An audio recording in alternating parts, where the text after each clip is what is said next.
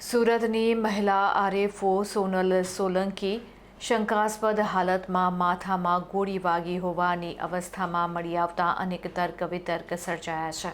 સોનલબેનના લગ્ન RTO inspector Nikunj Goswami સાથે થયા હતા। વિવાહ સર્જાતા તે અલગ થયા હતા। આ પૂર્વે પતિનું અફેર હોવાની જાણ થતાં સોનલબેને પોલીસ સાથે રાખીને પતિને અન્ય યુવતી સાથે ઝડપી પાડ્યો હતો, જેની ફરિયાદ ઉમરા પોલીસમાં થઈ હતી। 2 દિવસ પૂર્વે જ સોનલબેનની ગાડીમાં જીપીએસ ટ્રેકર મળી આવ્યું હતું। હવે અકસ્માત થયેલી કાર અને માથામાં ગોળી વાગેલી સ્થિતિમાં મળી આવ્યા છે, ત્યારે સોનલબેનને ગંભીર હાલતમાં કામરેજની દીનબંધુ હોસ્પિટલમાં દાખલ કરાયા હતા। ત્યાંથી સુરત રિફર કરાતા પીબી સવાણી હોસ્પિટલમાં દાખલ કરાયા છે। સીટી સ્કેનમાં મગજમાં ગોળી હોવાનું જાણ થતાં જ સર્જરી કરીને ગોળીને બહાર કાઢવામાં આવી છે। આ બનાવમાં શંકાની સોય પતિ ઉપર તણાઈ રહી છે। મહિલા આરએફઓની હત્યાનો પ્રયાસ કે સોપારી તે ચર્ચાનો વિષય બન્યો છે। તો બીજી તરફ પોલીસે આ સંદર્ભે ઘનિષ્ઠ તપાસ હાથ ધરી છે અને અકસ્માત થયેલ સ્થળે પોલીસે કોર્ડન કર્યો છે।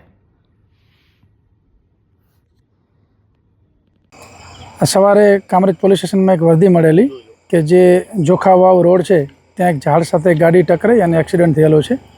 એટલે પોલીસ જે હોસ્પિટલથી વર્દી મળી હતી કામરેજ ખાતે ત્યાં પહોંચેલા અને ત્યારબાદ જે એક્સિડન્ટ થયું હતું એ સોનલબેન સોલંકી જે આરએફઓ તરીકે ફરજ બજાવે છે એમને શિફ્ટ સુરત સિટીમાં કરવામાં આવ્યા હતા।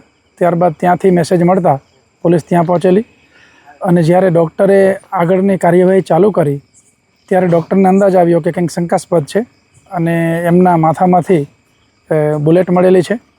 એટલે તાત્કાલિક ડૉક્ટરે પોલીસને તમામ વિગતો જણાવી।